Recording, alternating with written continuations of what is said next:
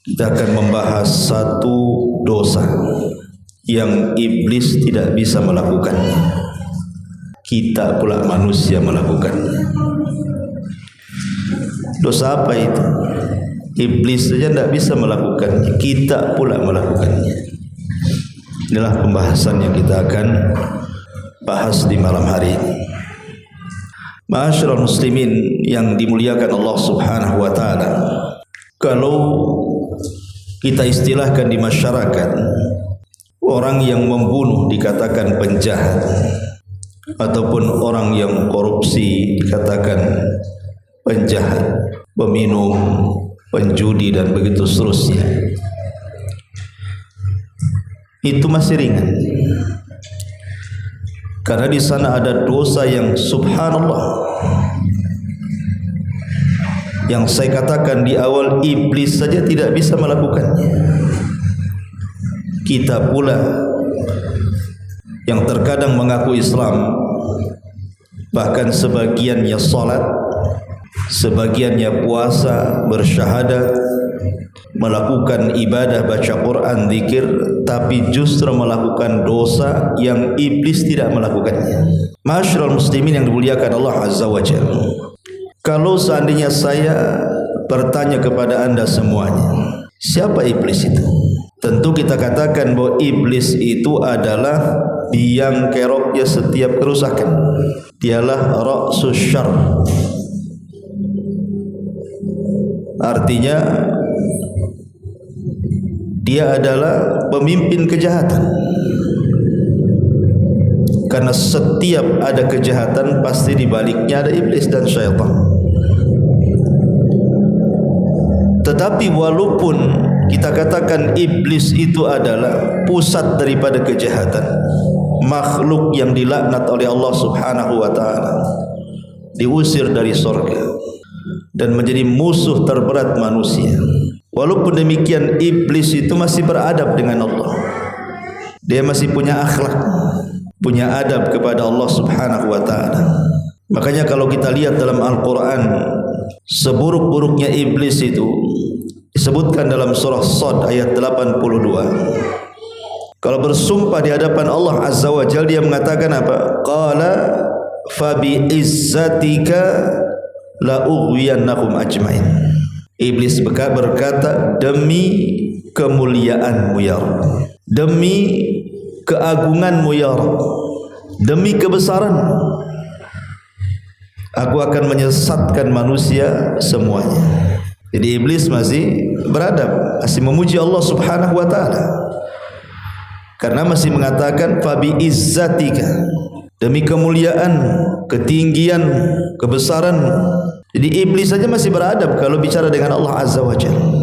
Tapi ada di antara manusia itu yang mereka tidak punya adab dengan Allah, tidak punya akhlak dengan Allah Subhanahu wa taala, di mana ada di antara mereka yang mencaci maki Allah Subhanahu wa taala, menghina Allah dengan bahasa-bahasa yang iblis saja tidak mengucapkannya. Bahkan orang-orang Yahudi sekalipun ataupun orang-orang Nasrani, kalau kita katakan bahwa mereka dalam keyakinan kita umat Islam orang-orang kafir, kalau mereka tidak masuk Islam maka mereka akan masuk neraka dan dikekalkan di dalamnya. Itu keyakinan kita umat Islam. Karena agama di luar daripada Islam itu kafir, dan orang kafir masuk neraka. Tapi dalam ajaran mereka, dalam keyakinan mereka, tidak ada ajaran mereka menyuruh untuk mencela Allah Subhanahu wa taala, menghina Allah Subhanahu wa taala, tidak ada. Ya, ada sebagian mereka yang mengurangi hak-hak Allah Subhanahu wa taala, seperti ucapan orang-orang Yahudi mengatakan bahwa Allah itu miskin, kami kaya. Tetapi walaupun di atas kekafiran mereka, mereka tidak secara terang-terangan mencaci maki Allah Subhanahu wa taala. Itu Yahudi Nasrani. Atau saya katakan, bagaimana dengan orang-orang musyrik? Sama orang musyrik juga. Walaupun mereka menyembah berhala, paling tinggi orang-orang musyrik itu mereka menyamakan berhala mereka dengan Allah, atau menjadikan berhala-berhala mereka itu menjadi perantara mendekatkan diri kepada Allah Azza wa Jalla. Tapi tidak ada di antara mereka yang mendongakkan kepala ke atas dan menghina Allah Subhanahu wa taala. Makanya heran, ada di antara kaum muslimin yang mengaku Islam, bersyahadatkan alla ilaha illallah wa anna Muhammadar Rasulullah. Dia pun mengerjakan salat, bahkan mereka pun haji, umrah. Tapi di antara mereka ada yang tidak beradab dengan Allah, berani menegakkan pandangan mereka ke langit dan menghina Allah Subhanahu wa taala. Binatang saja, tidak ada yang mencaci maki Allah. Binatang. Karena binatang itu justru mereka bertasbih. Tidak ada satupun binatang yang mencaci maki Allah, menghina Allah, itu tidak ada. Wa in min kulli syai'in illa yusabbihuna bihamdi walakin la yafqahuna tasbihahum walakin la tafqahuna tasbihahum. Segala sesuatu yang diciptakan Allah Subhanahu wa taala, termasuk juga binatang ataupun benda-benda padat seperti pohon, batu dan yang semacamnya, pekerjaan mereka hanya bertasbih kepada Allah Subhanahu wa taala. Tapi ada di antara manusia itu yang lebih buruk dibandingkan binatang. Makanya persis yang difirmankan Allah Subhanahu wa taala, ulaika kal an'am bal hum adhal. Di antara manusia itu ada yang seperti binatang, bahkan lebih buruk dibandingkan binatang. Nah, binatang tidak ada yang mencela Allah. Kita pula manusia mencela Allah Subhanahu wa taala. Ma'asyiral muslimin yang dimuliakan Allah Subhanahu wa taala, inilah pembahasan kita. Bahwa dosa yang tidak bisa dilakukan iblis adalah menghina Allah Subhanahu wa taala, mencaci maki Allah Subhanahu wa taala, dan itu disayangkan keluar dari lisan-lisan yang mengaku muslim. Seperti apa? Nah, ini kita akan bahas. Ma'asyiral muslimin yang dimuliakan Allah Subhanahu wa taala. Dahulu di zaman Nabi sallallahu alaihi wasallam, ketika para sahabat Nabi sallallahu alaihi wasallam pulang dari peperangan Tabuk, dan kita tahu bahwa Tabuk ini musuh yang dihadapi Rasul itu bukan orang-orang musyrik Quraisy ataupun bukan orang-orang Yahudi Madinah, tapi imperium Nasrani, Romawi. Dan itu dipimpin langsung sama Nabi, dan Allah Subhanahu wa taala berikan kemenangan. Di tengah jalan mereka beristirahat. Rupanya orang-orang munafik, mereka sedang duduk-duduk berpisah dari rombongan kaum muslimin. Tiba-tiba satu di antara mereka mengatakan dan mengisyaratkan pandangannya kepada para qurra, para penghafal Quran yang sedang berhalaqah di sekitar Nabi. Mereka mengatakan, ma ra'ayna arghabu butunan wala akdhabu alsunan wala ajbanu indal liqa'i min haula. Kami tidak pernah melihat ada satu kaum yang paling rakus, yang paling dusta, yang paling penakut ketika berjumpa dengan musuh kecuali mereka. Maksudnya diisyaratkan kepada para sahabat dan Nabi. Kemudian setelah mereka mengucapkan seperti itu, ini kan penghinaan, penghinaan kepada sahabat dan penghinaan kepada Nabi. Turun ayat, qul abillahi wa ayatihi wa rasulihi kuntum tastahzi'un la ta'tadhiru qad kafartum ba'da imanikum. Apakah dengan Allah, dengan Rasul, dengan ayat-ayatnya kalian berani mengejek, mengolok-olok. Jangan pernah cari-cari alasan karena kalian sudah menjadi kafir setelah keimanan kalian. Ketika ayat ini turun, orang-orang munafik pun kemudian mereka lari meminta maaf kepada Nabi SAW yang ketika itu Rasul berada di atas unta. Mereka mengejar unta Rasul dan mereka mengatakan, ya Rasulullah, innama kunna nakhudu wa nal'ab. Rasul, kami ini hanya main-main saja, tidak serius. Kami ini hanya sendal gurau saja, main-main saja untuk menghilangkan kepenatan. Makanya kami hanya bercanda biar penat kami hilang dengan bercanda itu. Tapi tetap Rasul membacakan ayat ini, Qul abillahi wa ayatihi wa rasulihi kuntum tastahzi'un la ta'tadhiru qad kafartum ba'da imanikum. Apakah dengan Allah, dengan Rasul dan ayat-ayatnya kalian berani mengolok-olok? Kata Rasul, jangan cari-cari alasan, kalian sudah kufur setelah keimanan kalian. Lihat, menghina sahabat saja yang mereka merupakan pakar-pakar Quran dan menghina Nabi SAW saja sudah dikategorikan keluar dari Islam, sudah dikategorikan dia kafir, bukan muslim lagi. Bagaimana dengan orang yang menghina Allah secara langsung? Bagaimana orang-orang yang mengolok-olok Allah Subhanahu wa taala secara langsung? Tentu lebih parah lagi, kan begitu? Ma'asyiral muslimin yang dimuliakan Allah Subhanahu wa taala, seperti apa contohnya? Kita urut dari yang paling kecil. Nabi SAW bersabda dalam sebuah hadis yang dikeluarkan oleh Al-Imam Ahmad dan yang lainnya, dan juga Imam Muslim dari hadis Abi Hurairah radhiyallahu anhu. Kata Nabi SAW, yu'dhini ibnu Adam yasubbud dahra wa ana dahru biyadil amru uqallibul laila wan nahar. Anak Adam sudah menyakiti aku, kata Allah. Hadis ini hadis kursi. Allah Subhanahu wa taala berfirman dalam hadis ini, anak Adam sudah menyakiti aku, katanya. Di mana mereka berani mencela masa, mencela waktu.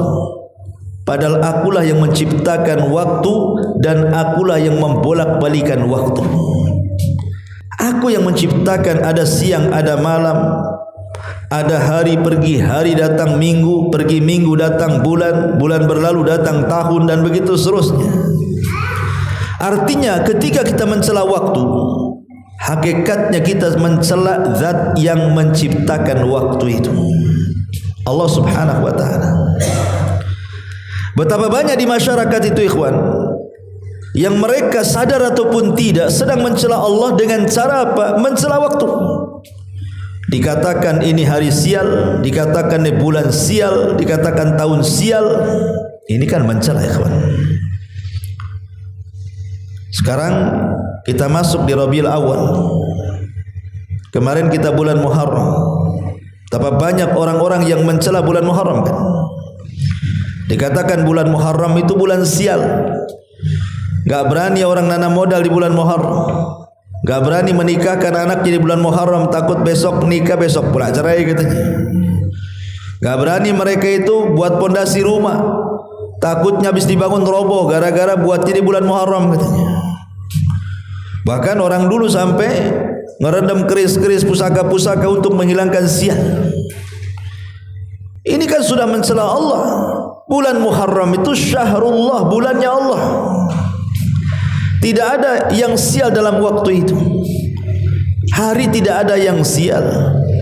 Sampai-sampai orang dulu mau nikah saja tanya hari, tanya bulan, tanya tahun.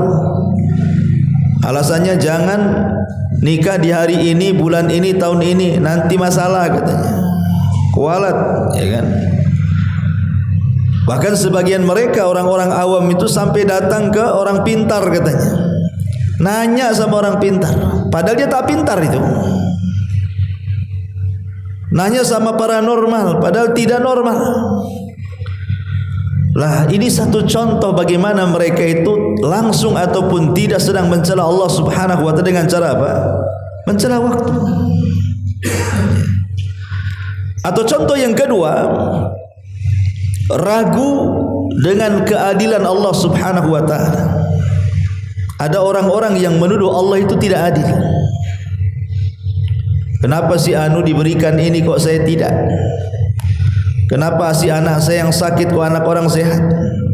Kenapa usaha orang itu bentang-bentang tikar, saya pula gulung-gulung tikar katanya. Kan ada orang kayak gitu tuh. Ya. Baru dikasih musibah sedikit saja langsung Allah disalahkan. Seolah-olah tidak ada keadilan di dunia ini. Menuduh bahwa Allah Subhanahu wa taala tidak adil dalam pemberian ini, hakikatnya sedang menghina Allah.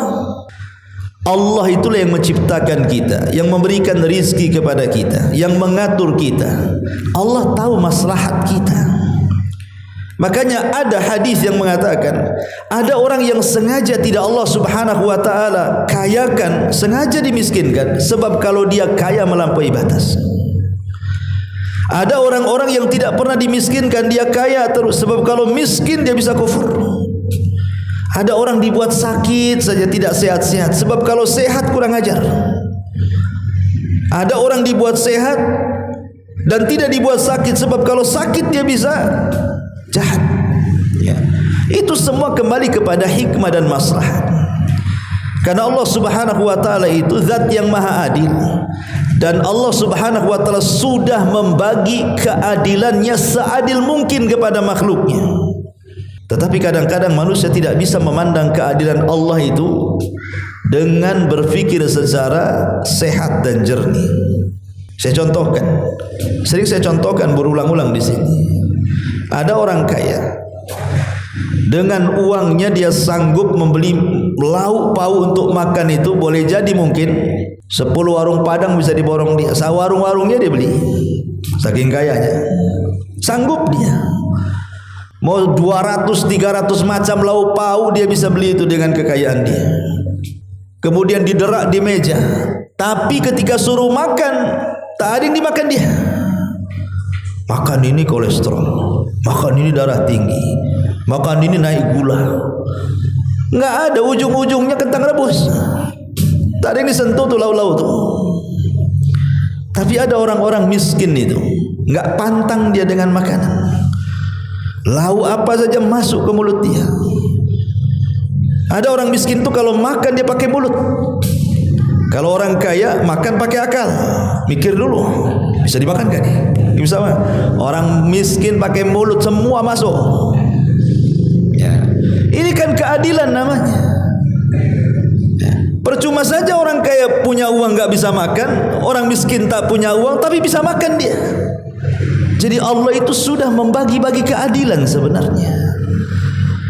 Ada orang kaya rumahnya bagus, kamarnya besar, tempat tidurnya empuk, AC-nya kayak kutub, dingin-dinginnya.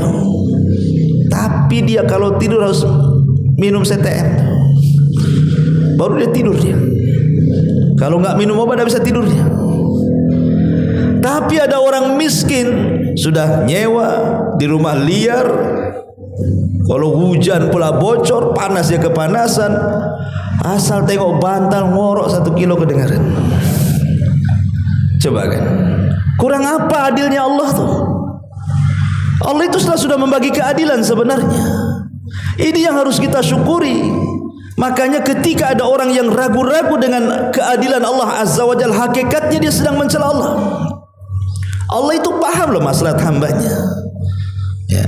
Ini yang rendah-rendah ini, tapi ini saja sudah bahaya. Apalagi kemudian lebih daripada itu, seperti menghina syariat, menghina solat. Buat apa solat itu? Lelah letih takbiratul ikhram, ruku, sujud, habisin waktu aja katanya. Bagus saya kerja. Buat apalah puasa itu, lapar-lapar. Apa? Itu apa faedahnya puasa itu? Nahan lapar aja katanya. Bagus makan katanya. Buat apa itu pakai jilbab tuh sampai enggak kelihatan matanya, apa enggak panas tuh, enggak rungsap tuh. Orang-orang seperti ini persis yang difirmankan Allah Subhanahu wa taala, "Dzalika bi annahum karihu ma anzalallah fa ahbata a'malahum." Orang-orang yang mengucapkan seperti ini, kata Allah, karena mereka membenci apa yang Allah turunkan kepada mereka, maka hancur leburlah amalan mereka, kata Allah. Ada orang-orang itu yang subhanallah dicelanya. Pokoknya yang berkaitan dengan atribut agama dicela dia. Janggut dicela, cingkrang dicela, cadar dicela, kan begitu. Ma'asyiral muslimin yang dimuliakan Allah Azza wa Jalla. Maka jangan sampai mencela syariat, karena syariat ini turun dari zat yang membuat syariat, Allah Subhanahu wa taala. Ketika kita mencela syariat, berarti kita telah mencela yang membuat syariat, Allah Subhanahu wa taala. Ini bahaya. Ya. Bahaya. Kalau kita tidak sanggup atau belum sanggup mengamalkan syariat yang diturunkan Allah, tapi jangan dicela. Mungkin ada orang yang belum sanggup mengamalkan apa yang Allah Azza wa Jalla turunkan. Mungkin kalau saya seperti antum belum bisa lah kayaknya. Kalau saya lakukan seperti antum mau bisa masalah. Ya. Enggak masalah seperti itu kan. Tapi kalau kemudian dicela syariatnya, ini yang jadi masalah. Ketika kemudian seseorang mencela janggut itu umpamanya, sebenarnya dia tidak sedang mencela kita. Bisa saja dia sedang mencela Allah dan Rasulnya. Atau orang yang mencela cadar, bukan dia sedang mencela orang yang bercadar, tapi dia sedang mencela yang mensyariatkannya. Atau dia mencela solat, mencela haji, mencela umrah, mencela apapun lah yang terkait dengan syariat. Hakikatnya Anda sedang mencela zat yang membuat syariat Allah Subhanahu wa taala. Ya, ini contoh yang ketiga. Contoh yang keenam, yang keempat. Dan ini biasanya kita dengar dari orang-orang liberal biasanya. Orang-orang liberal. Mereka ngaku Islam tapi liberal. Namanya Islam liberal. Ya. Islam plural istilahnya. Mereka mengatakan apa? Bahwa manusia ini bebas memilih agama. Ini kan kufur, ikhwan. Masa ya orang disuruh bebas memilih agama? Membuat logika-logika, banyak jalan menuju Roma katanya. Dengan kata lain, banyak jalan menuju sorga. Apapun agamanya nanti ketemu di sorga katanya. Umat Islam sudah tegas. Allah yang mengatakan, Inna dina indallahil Islam. Agama yang paling diridhoi Allah itu hanya Islam. Bahkan Allah mengancam, wa man yabtagi ghairal islami dinan falan yuqbala minhu wa huwa fil akhirati minal khasirin. Barang siapa yang mencari agama di luar daripada Islam selain tidak diterima, maka dia termasuk orang-orang yang rugi.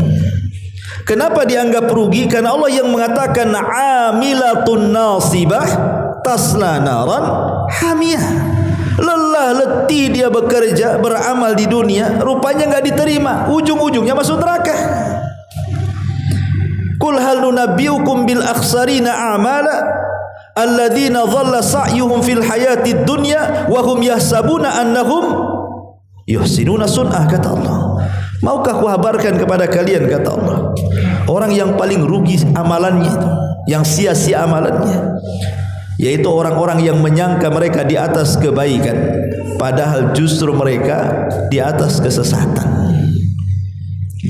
Ma'asyiral muslimin yang dimuliakan Allah Azza wa Jalla, perkataan bahwa manusia bebas memilih agama, manusia boleh memilih keyakinan, ini bisa kufur, ikhwan. Kita harus fanatik dengan Islam. Ya. Kalau yang mengatakan kata-kata seperti ini orang kafir, terserah. Yang mengatakan kata-kata ini orang Nasrani atau orang Yahudi atau orang Hindu atau orang Buddha mengatakan manusia bebas, terserah. Itu ucapan kalian. Lakum dinukum waliyadin.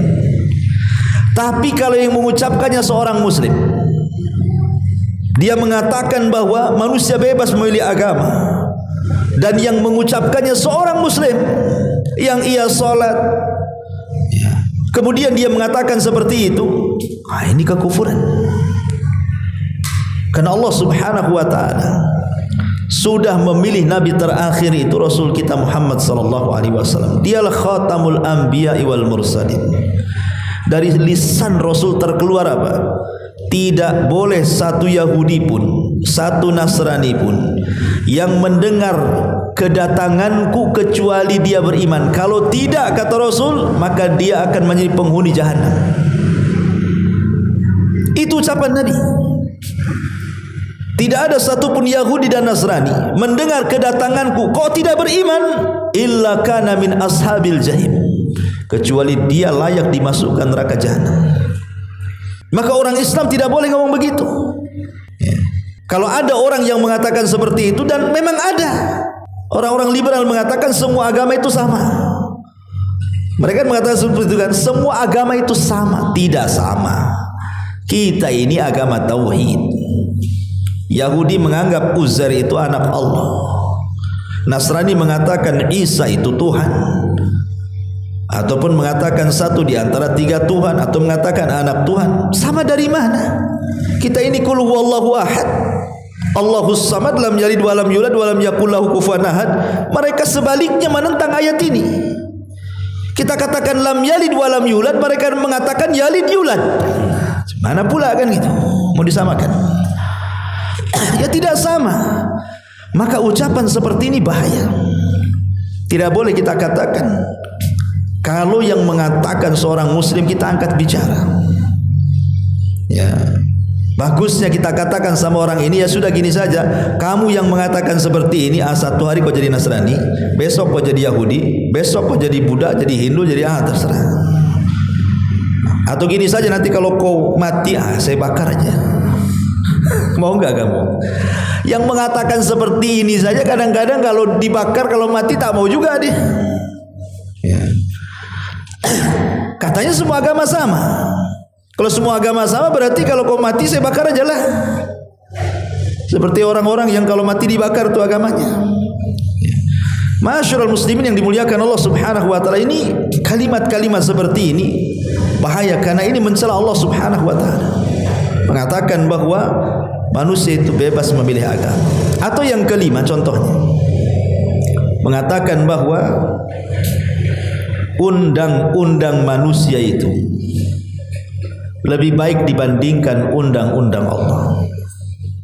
Ada sebagian orang mengatakan seperti itu. Kayaknya kalau negeri kita ini berlandaskan Al-Quran dan Sunnah, tidak cocok. Ya, cocoknya pakai undang-undang kita. Kalau dia mengatakan kalimat ini, masih meyakini bahwa Quran Sunnah itu di atas undang-undang manusia. Bahasanya bahwa Al-Quran itu masih di atas konstitusi, ya, tidak ada masalah, cuman belum bisa diterapkan. Karena mungkin masyarakat negeri kita ini belum sanggup lah kalau harus yang curi potong tangan, yang zina dirajam, yang mabuk dicambuk dan begitu seterusnya. Mungkin terlalu berat karena belum siap. Ya kalau kalimat seperti ini tidak ada masalah, masih mengakui bahwa Quran Sunnah itu jauh lebih baik. Tapi kalau seandainya dia katakan bahwa undang-undang manusia itu lebih unggul dibandingkan Al-Quran dan Sunnah, ini parah nih. Bahkan yang lebih parah pula mengatakan apa? Bahwa Quran dan Sunnah itu hanya cocok dipraktekan di zaman Nabi. Zaman sekarang ini nggak cocok. Ini kan melampau kata-kata seperti ini. Allah Subhanahu wa taala mengutus Nabi itu bukan untuk orang Arab saja. Kalau memang Nabi itu diutus untuk orang Arab saja, wajarlah keluar kalimat itu. Berarti cocok untuk orang Arab, tak cocok untuk orang Indonesia, kan begitu. Tetapi Allah Subhanahu wa taala ketika mengutus Nabi sallallahu alaihi wasallam itu, wa ma arsalnaka illa rahmatan lil alamin. Tidaklah kami utus engkau Muhammad kecuali menjadi rahmat bagi seluruh manusia. Dan kekhususan Nabi sallallahu alaihi wasallam dari 5 kekhususan yang tidak diberikan kepada para nabi dan rasul, kata Rasulullah, aku diutus kepada seluruh manusia, bahkan bukan manusia, jinnya pun diutus Rasul ke situ. Wa ma khalaqtul jinna wal insa illa liya'budun. Kalau kita sudah paham bahwa Nabi itu bukan diutus untuk orang Arab saja, tetapi untuk semua manusia, maknanya Quran Sunnah ini berlaku untuk kemaslahatan manusia.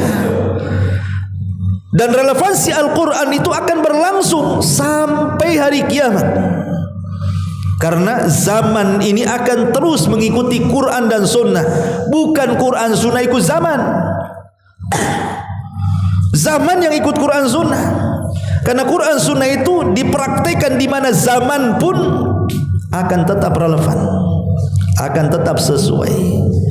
Karena Allah Subhanahu wa ta'ala, Dialah yang menciptakan kita, Dia yang memberikan rizki kepada kita, Dialah yang menghidupkan dan mematikan kita, Dia juga yang mengutus Rasulnya, Dia yang memahami maslahat kita.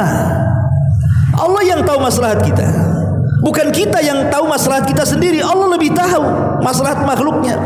Makanya diutus Rasul, diturunkan Quran untuk maslahat kita. Tapi undang-undang manusia itu, dia cocok bagi sebagian orang, tidak cocok bagi sebagian yang lain. Itu undang-undang manusia. Boleh jadi undang-undang di negeri kita ini cocok untuk negeri kita saja, tapi kalau dipraktekkan di negeri lain belum tentu cocok. Betapa banyak undang-undang yang diadopsi dari barat, ketika dipraktekkan di negeri kita tak cocok, kan begitu. Karena undang-undang manusia itu terbatas, cocok kepada sebagian, tidak cocok kepada yang lainnya. Karena manusia itu tidak memahami maslahat seluruh manusia satu dunia. Tapi Allah itu tahu maslahat makhluk yang diciptakannya. Bagaimana kok orang itu bisa mengatakan seperti itu? Quran itu kalamullah, itu ucapan Allah, bukan ucapan Muhammad sallallahu alaihi wasallam. Sebagaimana dulu kan pernah viral juga itu di negeri kita ini, yang menghina Al-Quran dan dikatakan Quran itu asatirul awalin. Rupanya bukan orang-orang jahiliyah saja yang mengatakan seperti itu, yang mengatakan bahwa Quran itu dongengan orang-orang dulu yang diceritakan oleh Muhammad, kata orang-orang jahiliyah. Ada pula di zaman sekarang yang sudah modern ngomong gitu juga tuh, persis seperti Abu Lahab, Abu Jahal, mengatakan bahwa Quran ini dongengan Muhammad saja katanya. Na'udzubillah. Quran itu kalam Allah, dia firman Allah Azza wa Jalla untuk kemaslahatan kita semuanya. Lah ucapan mengatakan bahwa undang-undang Allah itu tidak lebih baik dibandingkan undang-undang manusia, atau mengatakan bahwa undang-undang Al-Quran dan Sunnah itu cocok di zamannya, di zaman turunnya saja, tapi tidak dicocok di zaman sekarang, ini kalimat kufur. Ini bahaya. Iblis saja enggak mengatakan seperti itu, Anda pula mengatakan seperti itu, ya. Atau contoh yang lainnya, ini keberapa ini? Keenam, ya. Yang keenam, kelima keenam, nggak ngitung antum, ketujuh lah. Atau umpamanya orang yang menghalalkan yang diharamkan atau mengharamkan yang dihalalkan. Seperti umpamanya ada orang mengatakan, ya, silahkan minum khamar. Oh, kalau saya tak minum khamar, ya. Kenapa saya tak minum khamar? Karena khamar ini tak sehat. Tapi kalau engkau ingin minum khamar, minum aja lah katanya. Ini hati-hati ngomong begini, ya. Kalimat kalau engkau mau minum khamar, minumlah. Kan ada kayak gitu tuh. Kalau saya tak minum, kalau kau mau minum, minum aja. Bahaya omongan kayak gini nih. Harusnya antum katakan jangan, ini haram. Gitu harusnya, ya. Sebab kalau seandainya kita mengatakan kalau mau minum-minum saja, ini sama langsung ataupun tidak, dia mengatakan seolah-olah khamar itu halal, boleh diminum kan? Cuma saya tak mau minum. Lah ucapan sederhana seperti ini membahayakan akidah ini. Karena sama menghalalkan yang diharamkan namanya. Kalau saya tak zina, kalau kamu zina silahkanlah.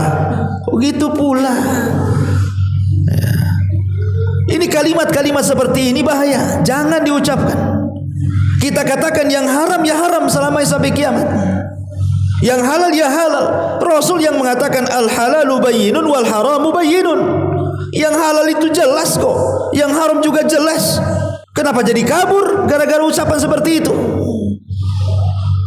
Maka orang yang menghalalkan yang diharamkan ataupun sebaliknya, maka ini bahaya. Ini sama dengan menghina Allah Azza wa Jalla. Tidak boleh terlontar kata-kata seperti ini, karena ini membahayakan akidah. Ya. Ma'asyiral muslimin yang dimuliakan Allah Subhanahu wa taala, dari uraian-uraian yang sederhana tadi, contoh-contoh yang sedikit, kalau kita bentangkan banyak contohnya.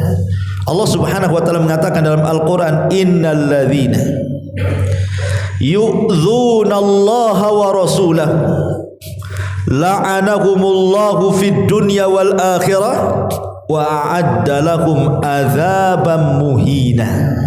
Apa kata Allah? Orang-orang yang menyakiti Allah dan Rasulnya, orang-orang yang menyakiti Allah dan Rasulnya, Allah laknat mereka di dunia dan di akhirat, dan Allah sudah siapkan bagi mereka azab yang akan menghinakan mereka. Lihat. Jadi orang-orang yang mengucapkan kalimat-kalimat yang tadi saya sudah uraikan itu, mereka mal'un, dilaknat. Kan hakikatnya mereka sedang menyakiti Allah dan Rasulnya. Dan orang-orang yang menyakiti Allah dan Rasulnya, kata Allah, la'anahumullah, Allah melaknat mereka. Apa arti laknat? Dijauhkan daripada rahmat, didekatkan dengan azab. Nah, itulah namanya laknat.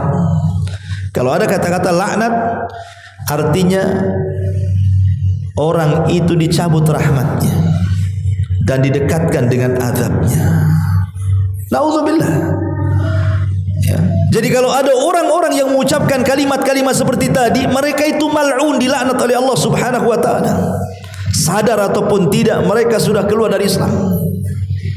Mereka harus bertobat dengan taubatan nasuha, karena mereka sudah menyakiti Allah dan Rasulnya. Kalau mereka tidak tobat, wa'adda lakum azaban muhina. Ketika di dunia mungkin mereka masih diberikan kasih sayang Allah, mereka maksiat kepada Allah, tapi Allah masih kasihan dengan mereka, masih juga diberikan hidup, diberikan rizki, diberikan kesehatan. Bukan berarti tanda Allah sayang dan membiarkan kezaliman mereka, tetapi Allah masih memberikan kesempatan kepada mereka untuk bertobat. Atau yang kedua, Allah sengaja membuat mereka istidraj. Istidraj itu dibiarkan sampai pada waktunya mereka akan diazab. Ya. Dua pilihan saja. Boleh jadi Allah memberikan kesempatan mereka hidup untuk bertobat, atau sengaja Allah biarkan mereka hidup dan menikmati fasilitas Allah, tetapi ini hanya sekedar istidraj, dibiarkan hidup sampai pada waktunya mereka akan diazab. Dibiarkan hidup itu supaya dilipat-lipatkan dulu dosanya, supaya makin banyak dosanya, akhirnya Allah akan azab dengan seazab-azabnya. Nauzubillah.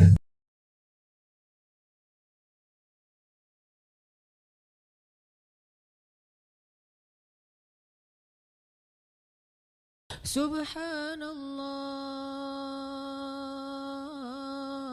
walhamdulillah wa la ilaha illallah wallahu akbar. Subhanallah